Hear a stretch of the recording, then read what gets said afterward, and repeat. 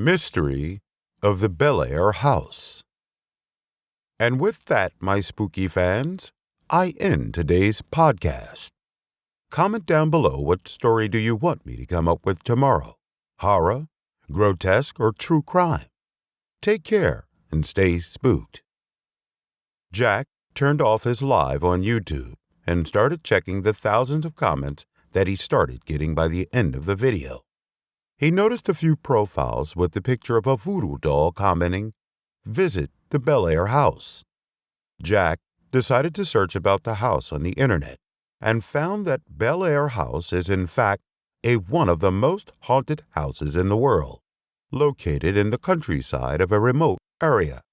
After researching more, he finally booked a ticket, and the next morning he was on a flight to California. He vlogged all his journey for the video and made several live chats on Instagram, informing his fans about his whereabouts and plans for the upcoming podcast videos. Jack was very excited for this adventure, since he had investigated countless haunted houses, cemeteries, and abandoned buildings, and recorded his every move and shared his findings with his listeners. After a long and tiring flight, he stayed in an inn located a few miles away from the Bellaire house. As was greeted by an old man and his wife, they were the owners of the inn.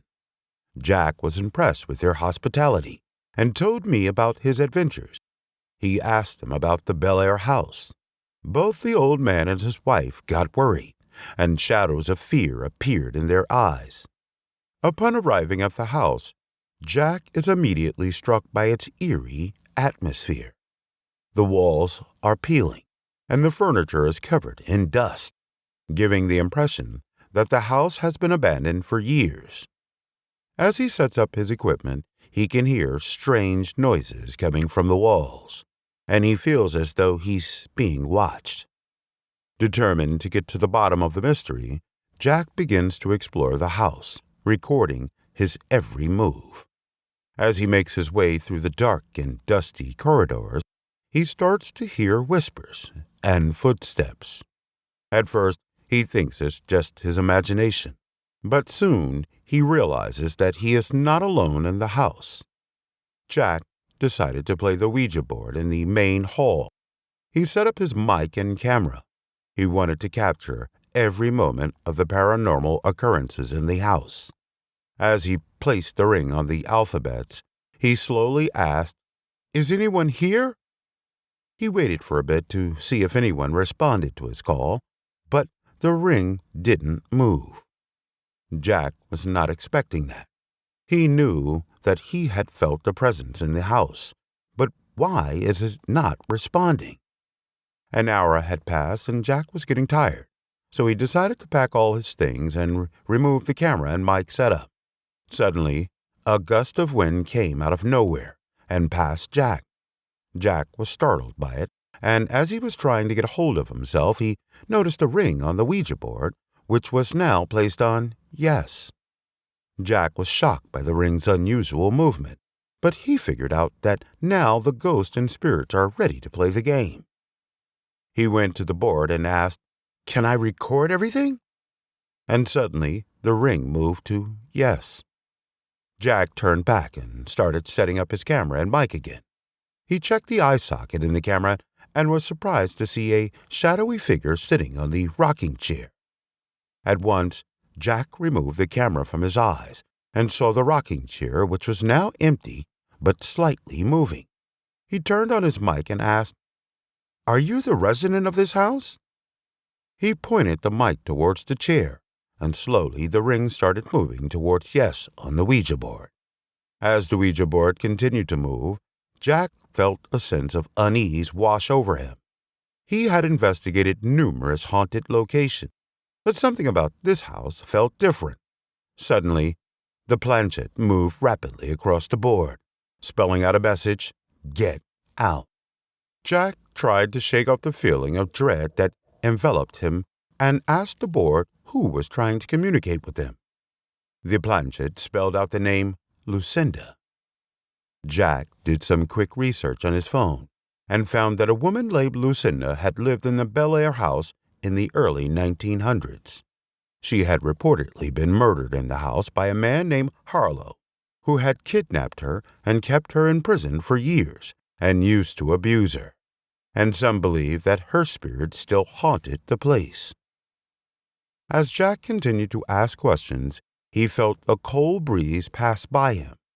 The bulb hanging from the ceiling fluctuated, and the shadows in the wall seemed to grow longer. Suddenly, he heard a low growling sound coming from the corner of the room.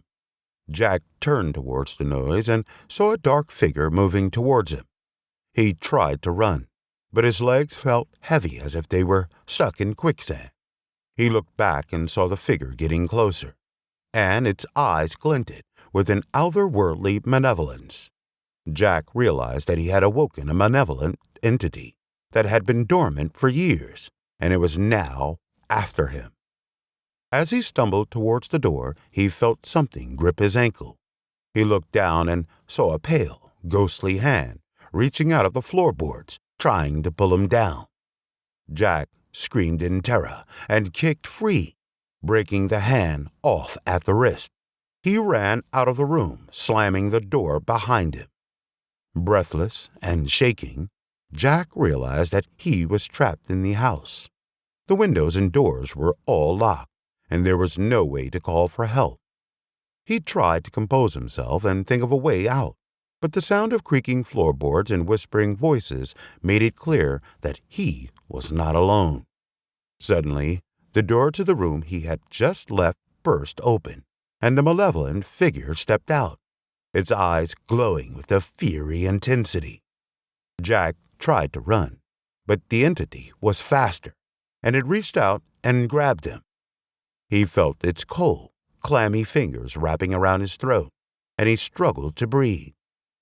As he gasped for air, Jack realized that he was going to die in the Bellaire house.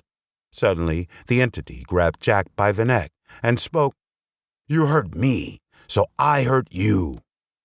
Jack figured that it was talking about the man named Harlow, who used to abuse and molest Lucinda's body.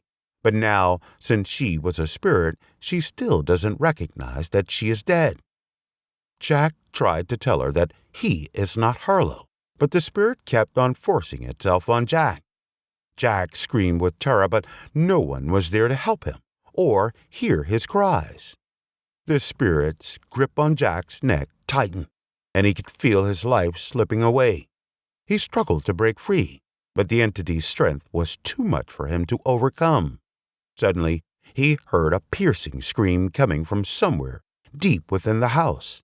It was the voice of Lucinda, the spirit that had been tormenting him. The scream echoed through the empty halls, growing louder and more intense with each passing second.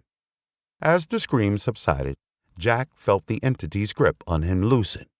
He fell to the ground, gasping for air and trying to regain his strength. He looked up and saw the ghostly figure of Lucinda standing over him. Her eyes were filled with rage and hatred, and Jack could feel her anger radiating towards him. In a low, menacing voice, Lucinda spoke to Jack. "You will pay for what you have done," she said. "You have disturbed the peace of this house and the spirits that reside here. You will never leave this place alive." Jack tried to crawl away from the vengeful spirit, but he knew that it was too late. He was trapped in the Bellaire house, and he was going to die a gruesome death. As he lay on the ground, he could hear the sound of footsteps approaching him. It was the sound of multiple spirits, and Jack knew that his fate was sealed. Suddenly, he felt a sharp pain in his chest. It was the sensation of a knife being plunged into his heart. He cried out in agony, but no one was there to hear him. The spirits had claimed their victim, and there was nothing that Jack could do to stop them.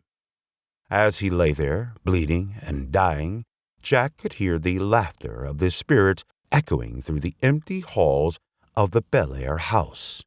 He knew that he was going to be just another victim in a long line of souls that had been claimed by the malevolent spirits that resided there. In the end, Jack's body was never found. His disappearance was just another mystery that surrounded the Bellaire house, a place where the dead never truly rested, and the living were never truly safe.